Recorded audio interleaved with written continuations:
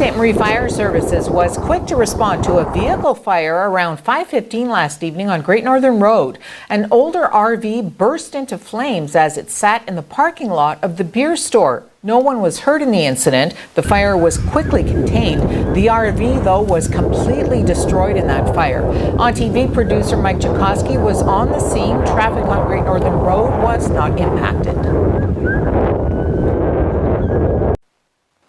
Ontario Premier Doug Ford ordered a review yesterday of all pending government appointments after at least 3 were revealed to have personal ties to his ex-chief of staff. Dean French resigned late Friday following news that appointees to 2 foreign posts were personally connected to him. Earlier yesterday, an appointee to Ontario's Accountants Council resigned after the opposition noted that she is French's niece. Spokesperson Kayla Iafalise said the Premier has now directed his staff to review all pending appointments.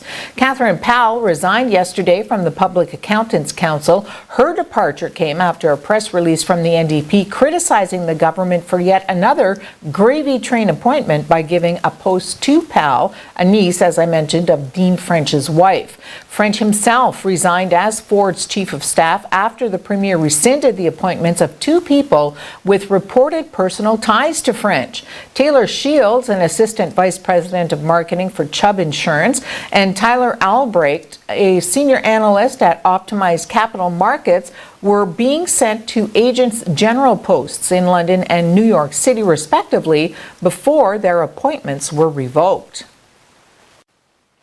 Health Canada says sales of legal dried cannabis grew 16% in April compared with the prior month.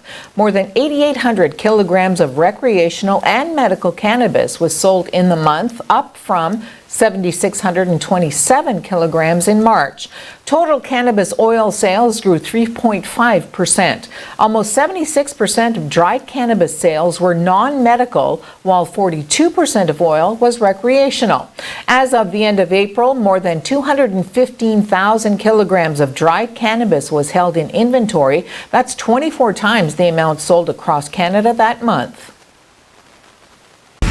He was apparently fired today, or someone from the dealership was fired today, and came back and apparently just shot the 2 managers who obviously would have fired him. Police and witnesses said a man who had just been fired from a Northern California Ford dealership shot and killed 2 employees and then killed himself last evening.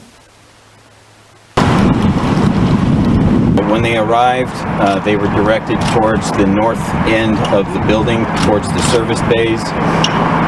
As they approached, they located a male who was down on the ground. He apparently had a gunshot wound and was deceased. He was in his hand was a firearm, a handgun. They secured the scene, and they were directed by other employees inside the building, where 2 additional males were located and later pronounced dead from gunshot wounds. The House of Representatives passed a $4.5 billion emergency border aid package to care for thousands of migrant families and unaccompanied children detained after crossing the U.S.-Mexico border. The Senate has a different version of the bill.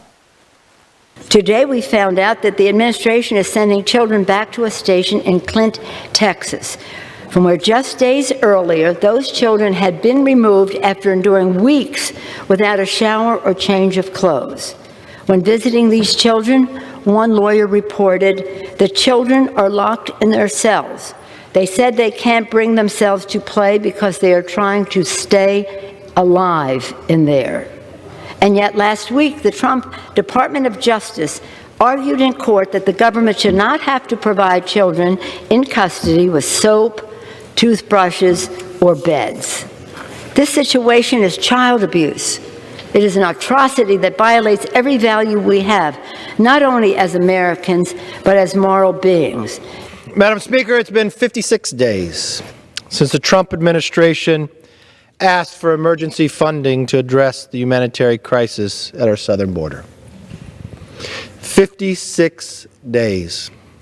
The New York Times gave 2 editorials, not 1, but 2. And Mexico is now sending 15,000 troops to the southern border. But Democrats, Madam Speaker, have rejected a bill to provide the aid that is needed. Not once, not twice, not even 10 times, but 18 times.